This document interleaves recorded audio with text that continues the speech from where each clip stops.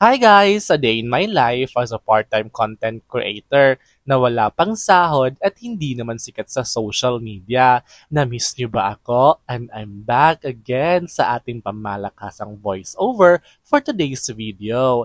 And last December 12, naganap na nga ang pre-pageant and sponsors gala night ng Miss Universe Philippines Cebu 2024 at the Radisson Blu, Cebu City. Dito natin makikita at malalaman kung sino yung may potential na makapasok sa semis for this coming coronation night at Waterfront Hotel and Casino on December 18, 2024. Eto lang naman yung some of the highlights na naganap during the pre-pageant na ito. And just to be honest with you, this is my first time na maka-attend ng pre-pageant. And kudos pala sa Miss Universe Philippines Cebu Organization. May pa-free foods po sila sa mga VIPs nila. Yun na nga yung main reason na bakit glimpse lang talaga yung nakuha kong mga videos kasi kain ako ng kain. Char! Pero eto na nga, let's start! Alam ko naman na naghihintay ka na dyan. At kung may sinusuportahan kang candidate, of course, i-comment mo na dyan at itag mo na sa comment section para pag-usapan natin. At i-comment mo na lang dyan kung taga saan ka para malaman ko rin. The May Laban 26, Alugisan! Shana Marie Pacencia Salazar 23, Barbara! Gabby Carvalho, 26, Cebu City, North. Christine May Saladama, 20, Cebu City, South. Shella Grace Faulkner, 25, City of Naga. Sarah Rocaza Hudson, 21, Consolacion. Laika May Cordelius Sablet, 20, Daan Bantayan. Ethel Joy T. Lon, 25, Canal City. Jamie Javier, 23, Lapu-Lapu City. Sunshine Burioka, Iriarte, 21, Medellin. Jennifer Kim Lauron Emmerich, 20, Moalba. Julian de la Cruz of Bucayan, 26, representing Sambuan. AJ Kinyahan, 18, Santa Fe. Afidi Arranio Penetrosa, 20, Saba. Shindel Atibula, 21, Tabualan. JD Tablo, Tuburan. At pagkatapos ng production number nila, ay agad naman nagpakita ng galing ang mga kandidata sa preliminary swimsuit competition. Nauna nang rumampa si Miss Aloginsan na hindi rin nagpapatinag sa ibang kandidata. At sinundan ni Miss Bourbon na akala mo naman she owned the runway. Grabe ka rin, Miss Bourbon. At magpapahuli pa ba yung ating kandidata from Cebu City North? Isa din to sa mga frontrunner sa Miss Universe Philippines Cebu. Nakikita ko sa kanya si Miss Nicole Cordoves. She's pretty and she's ready to conquer the universe.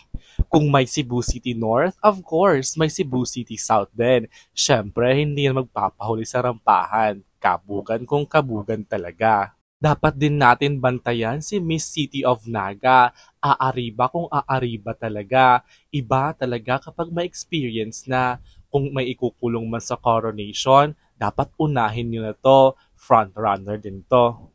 Masindak din kayo sa on and on, Consolacion. Iba yung klase yung atake, galawang gustong makakuha ng spot in the finals. Kung laban na laban naman, lumitaw si Miss Daan Bantayan na nagpasikat sa kanyang pasarela during the preliminary swimsuit competition na may gustong ipahiwatig na hindi man frontrunner, kaya namang umabante. Aurahan daw, tingnan niyo si Miss Danao. Consistency is the key. Huwag mag-hold back, pasabog kung pasabog. Ito si Miss Lapu-Lapu City. She gave me an MI prototype. Maganda ang balat, mataas at may chance na makasungkit ng corona. Konting polish lang ito sa styling, maibubuga rin ito. Umabante rin si Miss Midillion na lumalaban, na gustong makakuha ng spot in the finals, gustong makipagbardagulan din sa rampahan. Dark horse ang labanan, subaybayan nyo si Miss Mualbual. Iba rin yung atake sa atin yung mga taga-South. Hindi daw ibig sabihin na malayo sila sa city, hindi nila sila makikipagsabayan. Ibang klase rin si Miss Ronda. She's amazing, she's carry herself beautiful at alam natin na may improve pa sa finals.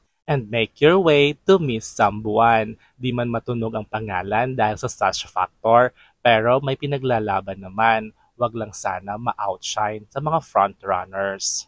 Galing pa sa isang isla ng Cebu, Miss Santa Fe. Supporters ba ang usapan? Talagang mag-iingay ito sa finals. Sugod kung sugod si Miss Sugod. Katulad ng iba, pangarap din niya makasungkit ng spot sa finals. Pinakita niya na kaya niyang sumugod patungo sa top crown. Kabahan kayo kay Miss Tabuelan. Mataas, 6-footer ang height at pang Miss Universe material. Galing din sa isang modeling agency at manggugulat kung manggugulat talaga ito sa finals. May sinasabi pa si Miss Tuburan. Siya man ang huli pero hindi pa tapos ang laban. Magaling at confident ako na makakapasok ito sa semis. At eto na talaga yung pinaka-bet ko sa lahat ng segment ng isang pageant, ang evening gown competition. Dito natin makikita kung ano talaga yung pinaglalabang disenyo ng mga gown nila. At I am so proud kasi mga local designers lang ito from Cebu City. Ibang klase yung mga gawa nila, pang high class talaga. Pero yung may mga gowns talaga na mga nag-outshine during the competition pero hindi ko sinasabi na hindi maganda. May nag-stand out lang talaga during that night. And still, I am proud kasi nakita natin yung mga creations ng mga local designers. Mahalin natin ang sariling atin. At binigyan din ng pagkakataon na makarampa yung mga winners from last year's Miss Universe Philippines Cebu. Super magaganda talaga sila. Sabi pa nga, basta Cebuana, guwapa, and they are the living testament of a beautiful Cebuana. At yun lamang po for today's video. See you sa Grand Coronation Night of Miss Universe Philippines Cebu 2025 at Waterfront Cebu City and Casino on December 18, 2024. Grab your tickets now. Bye!